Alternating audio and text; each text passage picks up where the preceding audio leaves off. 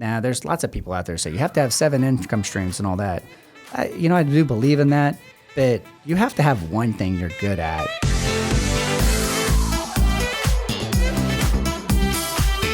All right, guys. Hello, everyone. Welcome to Prairiepreneur. I'm Chris, and I'm here with my co-host, Leslie, and we have a super special guest with us today wearing a sweet, slick, I don't even know if that's a good word to say these days, but paisley shirt, which I love, and we were just talking about. So we've got Paul Gray with us with Paul Gray Homes. And then do you have a Paul Gray anything else? Paul Gray Construction, Paul Gray Homes. Graycon Building Group, which is our commercial and construction then Graycon, company. Right. And we do lots of other things as well. But that's a good start. So Paul's an entrepreneur, so he fits this podcast perfectly. And Paul, we did not have a name for a while on this podcast. Now it's Prairiepreneur.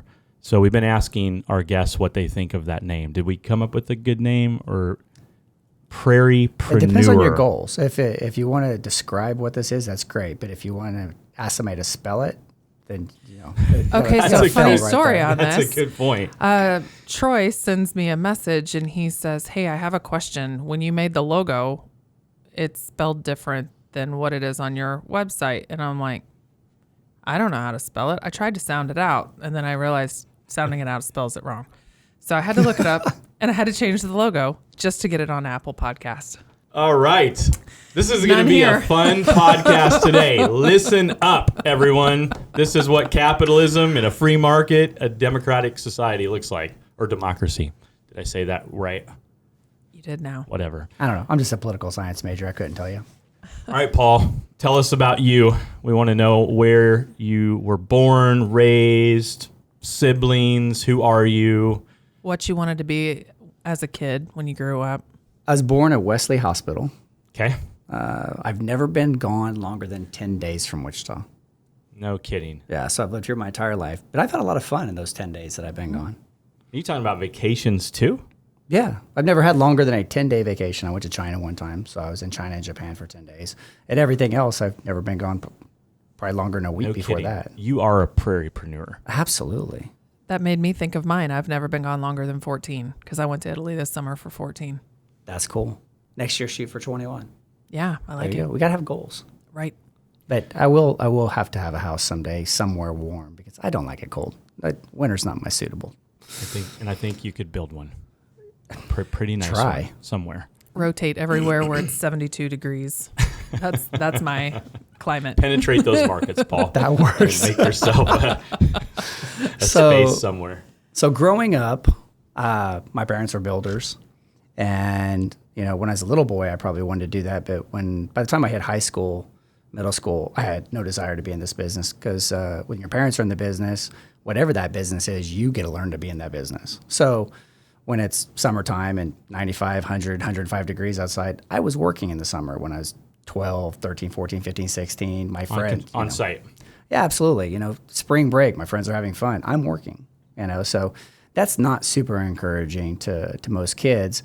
But when I got out of high school, went to college full time, but also worked full time for my family. And after a year or two, I really started to like what I did. And just doing really doing the summer job thing. Well, the full time. No, okay. It wasn't until you went full time. Yeah, it wasn't until I went full time. Because the other part of it is, when you got a kid in any business, they're probably pushing a broom, or the equivalent of it, picking up trash, trudging through the mud, mowing. Not fun stuff. So when I actually started doing real construction and learning things, and learning how to actually build a house, I really did start to enjoy it. And I grew a fondness and an affection for it. I love what I do. Like, people talk about retiring. I do not want to retire. There's no part of me that sits back and dreams of this day when I stop working. I want to live to be 100 years old. And work. And still work. I mean, I might not get out of bed until 9 and put in 2 or 3 hours, but I'll probably go to the office every day. Do something. Love it. Have you seen the show on Netflix about all of the people that they've studied to live to be over 100, and they've basically pegged different areas of where those people are from? So Okinawa, Japan was one of them. There's a city in California. Every place else is outside. They're in the blue zones. Yes, the blue zones. And that was really interesting because they were talking about one of the key characteristics of these people is that they feel like they have a purpose in their lives. And a lot of us is job. I mean, some of it was religion. being surrounded by a community, different things like that was what they were seeing as the triggers of what was increasing longevity. Not just the blue zone aspect of it. Well, that's what they found in those zones were those components. Yes. Yeah. I mean, some of it was diet based and movement. It wasn't really like some major exercise regimen. It was just movement. Right. You're active and have a purpose. Yeah. Absolutely.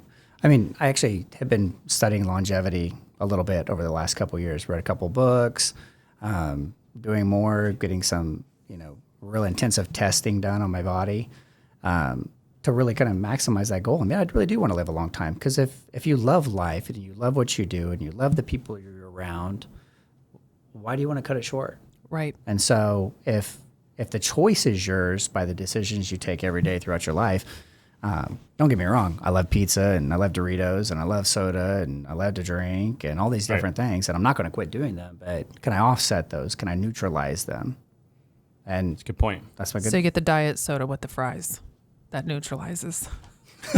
As long as you eat it in a community. Okay. Boom. Exactly. Lunchroom. That loves you. And say a prayer before you eat it. There you go. I want Jesus to like us. And don't do it on the top of Mount Everest. Probably a little bit cold. Yeah, we don't like cold fries. Although cold is good, right? Are you doing ice baths, Paul? Do you do ice? Actually, I'm not supposed to know what my Christmas present is this year, but it's a nice bath. That's what my wife got me, yes. Awesome. So I'm super stoked about it. I want to hear. Actually, I want I'm to hear not what super you stoked think about it, but I'm going to do it. after you, because it's like 1 to 2 minutes a day. Yeah, absolutely. Right? You want like 11 minutes or something like that a week, I think, to optimize. I've seen people doing it longer Right. than that. Like on my social media, other real estate agents in other markets, they've all kind of created this whole community on their social media feeds of what they're doing with it. Have you gone into one of these? What are they? I messed the word up. I know. I'm waiting for you to say it. Go Whatever ahead the and say place it. is. The cryogenic place? There we go. I have not. Crypto. I tell- think that's what you called it the last. I'll talk to you I'm about not crypto saying as dumb well if you words like. anymore. Yeah. I have a I'm crypto not saying company. any more Hey, that dumb seems words. to be moving up. Yes, Except absolutely. I might. But no, I haven't been into the cryo, but I'm looking forward to the ice baths. I actually started fasting. Okay. And like the weekend after Thanksgiving, I actually went 3 days without food, just water. I was going to go further, but I went over to a client's restaurant, and they brought me out all this food. And I just figured it'd be an insult to not eat the food that they brought me. And it's like, I'm not doing this for religious reasons. I'm just doing it to try to, for health purposes. Yeah. Like, so I broke it, and I think I did a 24-hour fast for like the next 3 days. Did you feel better? Yeah, absolutely. You notice a difference? Well, I mean, it's a lot of it's cellular. It's hormone related, cellular based. Nutrition, blood sugar resetting, insulin reset, and so you're not instantly going to feel it, but I think long term it adds value. And So are you saying that fasting, Paul, is like you're a computer and you're rebooting the system? to an extent, yeah, absolutely. Because here's one of the things that goes along with it. And guys, by no means am I a doctor. My brothers are all doctors. I played one in a movie, but I'm not a doctor. All right. You're in a movie? He stayed I at a wanna hear Holiday about Inn. this. Oh yeah, I've been in 3 movies, so we'll have to talk about that. Okay, I want to hear this. But your body, like in nature, human beings and most animals don't just eat 3 meals a day. That's very unnatural. So it actually takes a lot of work for your body to process. It's like an and digest American invention. It isn't is. it? It is definitely The food pyramid. country. Comfort. What did we do in this country? We've done a lot of great things. Where did that idea come from? Oh, that's been around longer in this country, but I think it's a civilization thing. It goes back to when we started. We got tired of just being a hunter gatherer. So we were when we got out of the hunter Organized. gathering, We started phase. It organizing. was a sign of prosperity. Yeah. But they say, a lot of people say that if you can fast, especially if you can do something like a 5-day, 6-day fast, there's studies out there saying that you reduce your risk of cancer by 70%. And the reason why is when your body's not focusing on processing food, it puts it into a degree of stress also. So it starts to expel all the bad things throughout your body at a cellular level. A detox. Yeah, and but it goes so much farther. It goes all the way down, and you shed out those things, and you also shed out all of the riffraff inside of your cells, and that riffraff is what causes and creates the cancer. So like, hey, why not? I mean, you'll have to tell me how the ice bath goes. I've got another manager that I work with in my business, and he's been doing it, I think, for a year. Just for He's fun. all about it. I'll every probably do it morning. live. I'll probably do it live. I'll probably do it on our social media stuff and put We it can out watch there. him cry together while we eat popcorn. Is it true that you burn calories, though? I've heard that burns like a number of calories. I haven't looked into it that much. I'm sure it probably does. I mean, your body's trying to preserve heat, so it's going to generate some. But, I don't know. I mean, there's, we've built a lot of fitness centers over the years. I didn't do any of the Orange Theories, but did Go Time Training, Title Boxing, some other clubs. And Title Boxing, when they were around, they're like, you can burn 1,000 calories doing a 1 hour training session here. And you go do other things, and you might burn 300 or 400. So I'm sure you're going to burn some extra calories in an ice bath, but for 3 minutes, I can imagine it's going to be significant. Substantial. Interesting. Well, it's supposed to help with inflammation, is what I've heard. Uh-huh. It's going to help with some de-inflammation, especially if you're a male. Yeah.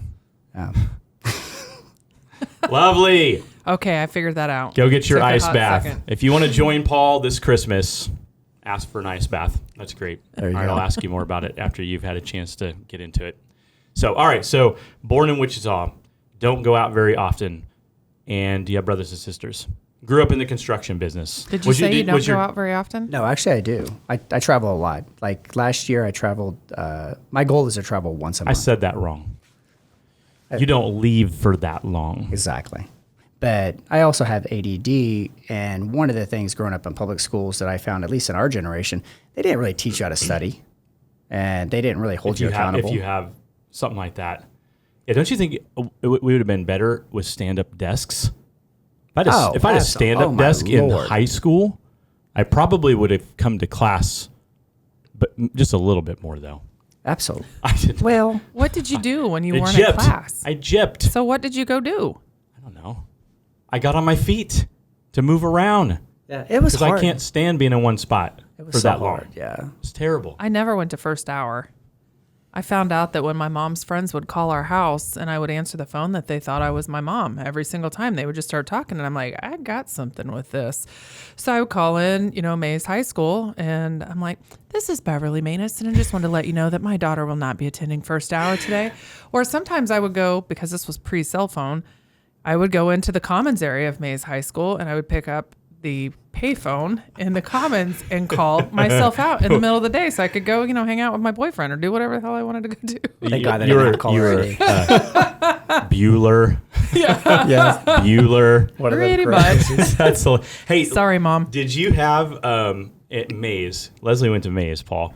So It's okay. we're about the same. We're Wasn't my relatively the choice. same age generation. So did you back in high school, like early high school years? Did the teacher take roll and put the little slip on the outside of the door in a little pocket folder on the wall? I don't know, Do you but- remember that? Oh, I remember those, yes. But what I do know is they did keep track of it because they did call my mom, who worked at the middle school at Mays, and they said, we just want to let you know if your daughter misses one more day of school that she's not going to get to walk for graduation. And my mom's like, what the hell are you talking about? Leslie hasn't missed any school. Whoops. Oh. So I used to read go. it I off. used to go. This is terrible. If you're watching this, I don't do this anymore. Paul knows a little bit about my background, but anyhow, I used to take the slips off and write my name in, stick it back in there, and walk out the door. I made my own progress report. Whatever you got to do. That was bad. That was not bad. get beat at home. That was bad. But still, here back to entrepreneurship. I do think.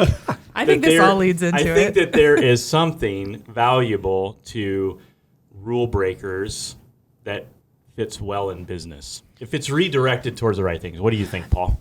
Absolutely, and I don't think the fundamental is around rule breaking. I think what it's around the challenging of the status quo.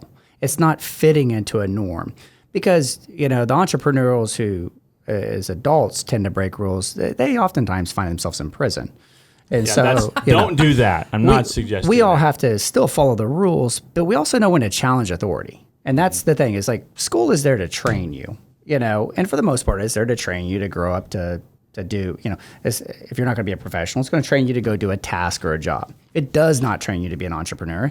And the teachers there wouldn't know how to do it anyway. Right. No knock on them, but they're not entrepreneurial. You can't. It's not what they're wired to teach. It'd be like me trying to teach somebody how to play soccer. That's like a really bad idea. Yeah.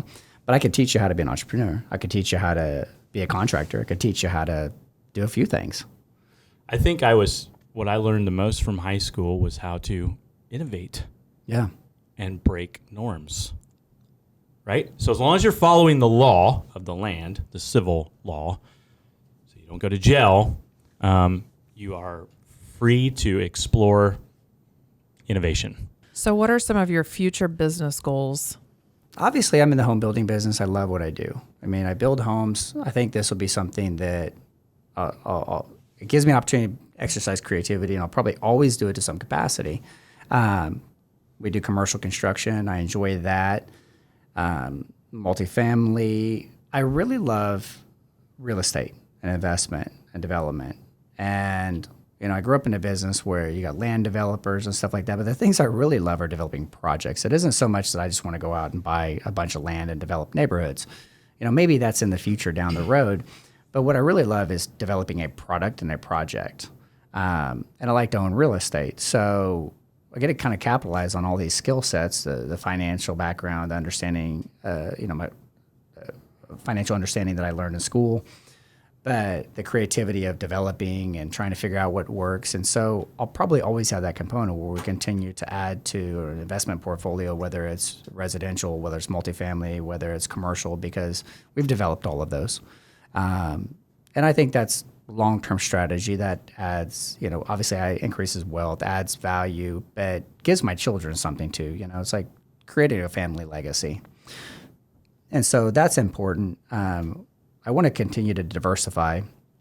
I mean, I'm in construction, we're in land development, we're in real estate, we're in investment properties, we have crypto company.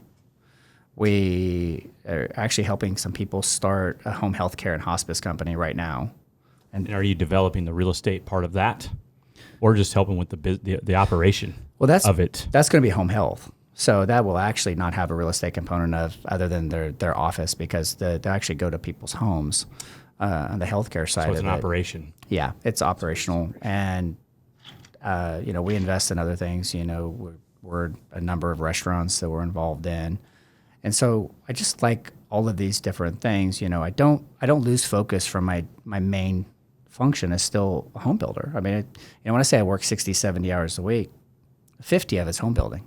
50 of it's a construction company. So what is the project? You said that what you really want to do in answer to Leslie's question was you want to really focus on the project aspect, not land development. So what are you talking about? Are you talking about building more floor plans and layouts and designs for home buyers to buy? That'll always be there. So that's why I say I'll always be a home builder. I mean, that's a love and a passion, and it's a successful business model. But we'll continue to develop parts of land. We'll go in and we'll buy a couple of acres for a retail strip center. We'll buy, several acres to do a multifamily development. But I'd like to see us get into apartments. I'd like to see us going in and building multiple story buildings. I can see us getting into different functions of the real estate development side and of the actual project outside side. of single family housing, and then have an ownership stake in those. We'll find investors for some, but a lot of it we'll just own ourselves. And then that gives us opportunities to maximize our capacity within our commercial construction company. I have a commercial construction company, and we've built some commercial buildings for ourselves, because you have that capacity. And if you build a retail center for yourself every couple of years, they really start to add up, especially if you want to live to be 100. So would you agree that the multi-unit strategy, when it's successful, is like the cash flow king? Ultimately, yeah. I mean, there's like above and beyond residential rental properties in real estate. I think it's diversification. I mean, it's having all of them. The one thing I learned growing up early on was I watched a lot of people struggle in various different businesses because all their eggs are in one basket. Now, there's lots of people out there say you have to have 7 income streams and all that. I do believe in that, But you have to have one thing you're good at that you grow to the point where then you start adding income streams. Right. Because anything else, I think it's just a distraction from becoming good at it, you know? Wouldn't you say the whole point of that theory is just that multiple income streams are the best hedge and protection to diversify yourself against loss? Exactly. To be an entrepreneur, you have to have a healthy dose of paranoia. Yeah. And, you know, I like to joke that, you know, I sleep just fine at night. That's because I only sleep 3 or 4 hours. So, not because I don't have things to concern myself with, but the world, you know, I'm paranoid. I'm always looking for what could be the worst side, the downturn, have plan B, C, D, E, F. And that's in my nature. That's why I think I was effective in politics. I always looked for what are the other consequences? What are the consequences short-term and long-term of this? What are people not thinking of? And I don't always get it right. But if you always think there's something more than what's just on the surface, more often than not, you're gonna at least take preventative action to cover you. I'd rather be in a situation where I've got a plan for 3 or 4 potential outcomes and not need any of those plans than to be in the situation where you're like, what the hell did I do? I never thought about this outcome. Right. It's good stuff. Like, this is the pop culture question of the day. So Chris usually asks, did you have parachute pants? Yes. See? We've had 80s. one person that their mother made them a sequined one glove. No. I did not do My that. mom didn't love me that much either. What do you remember that there was a place called, I think it was called Trimmers. Yes. Do you remember that? Yes. It was like a club for junior high kids and students. My mom would have never allowed that. No bar. Never. Just take the bar out of the equation. And it was everything else but that. I have not thought about that name in a long time. Do you remember that? I Like, don't. my mom had to drop me off in the parking lot. It was the only place you could be dropped off by your mom and dad and it still be cool. Because you couldn't that drive. was Carousel. Or you had to have a brother or That sister. too? Yeah, we went to Carousel. Well, we did that too. But Trimmers, man, that was the... My mom wasn't That letting was us go the to the dance. Where was it? Dance club. It was over there on Ridge and Central. Right where the old Hobby Lobby location was. Over there. Yes. Oh my Remember that? God, And Trimmers. yes. Yeah. So, Paul, what was your favorite music then back in the day? Oh man, my music. What genre? My hip hop and R- rap is and still R&B. my favorite. I listen Really? to Tupac's album literally probably 3 days a week. When I'm up at 12, 1, 2, 3 in the morning working, and I got my headphones in, I will listen to Tupac's greatest hits, his album, like literally 3 days a week. So you would have loved Trimmers because that was a absolutely. R&B dance club. Yep. I was just talking to someone about that this last week, and they're like, "I'd never heard of it." And I'm like, I don't there was really like remember a hearing it. window of time where if only you knew. A couple years older than me, so You're- I must have missed the window. I lived a half a mile and I was able to walk there. My mom would have never allowed any of this. And Paul, I when I went, I wore overalls and I unbuttoned one side. Of course. threw You it were over my fly. back. Pretty Yeah. fly for a white That guy. was the way to go. That's how you did Pretty it. fly for a white And then guy. you tight roll the bottom. So somebody called that a French roll. Yeah. And What'd you Chris call thought it? that was really fancy. The only thing I remember about that French tight back rolling. then was fries and kissing. There you go. It's tight rolling. It's tight rolling your jeans. Yeah. Now they just make pants. I'm wearing pants now. They're just made to look like tight roll pants. Yeah. Just make I you look haven't skinny. seen you wear those. You haven't? Oh, You got some Lulu pants on today? No, but outside of work, it's Lulu There you pants. go. And I'm telling you, they're all made tight rolled. That look. What's one last thing you'd leave everyone listening to? One piece of entrepreneurial advice, especially if they're looking to start a business. I think the most important thing for anybody who is trying to become an entrepreneur, because one, it's important to have the drive. First of all, you have to have the drive that's going to get you through the good points and keep you going through the bad points. But you have to have a thing you want. There's so many people out there like, I want to be an entrepreneur. I want to work for myself. I want to be successful. I want to be rich. I want to have all these freedom. Like, well, what are you going to go do? Well, I don't know yet. you gotta have a why. You got to, yeah. It's like, You got to find a problem. Yeah. and fix it. Like, what is my thing? And it's Right. like so many of these kids come out of school and they're like, do you want to do sales? Do you want to get into insurance? Do you want to do finance, construction, real estate? What is it? And they don't know. They're like, I just want to, and I have this drive and this creation to be creative and this independent streak. But figure out what it is you love. And how would you tell them to do that? You know, Like, I think what's something practical they could do to really, I guess, do a process of elimination, figure it out. first you have to understand yourself. You got to figure out what drives you. If you're driven for, a legacy, if you're driven for individuality, if you're driven for security, legacy is like, I want to change the world. Elon Musk, all about legacy. Right. Richest guy in the world gives a shit about doesn't money. care about the money. Okay? Right. And then you take the person's like, I just want to be really rich. I want to have a jet and an island and all this stuff. Okay. And then you take the person that's like, I want to be secure. I want to be able to go and know that if I get hit by a bus, my kids and my wife and whoever are covered for life. And so figuring out which one of those Your why. is the matter. Yeah, because that's going to help drive you in that. Because if you just want to make money, go get into sales.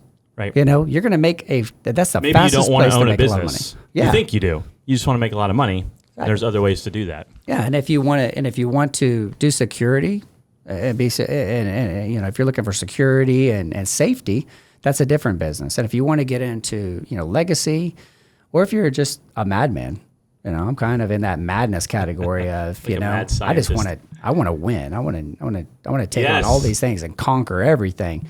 Well, for me, there's no one specific business. It's what can I create and what are my skill sets? Get a skill set, and then figure out what you are and what you want out of life.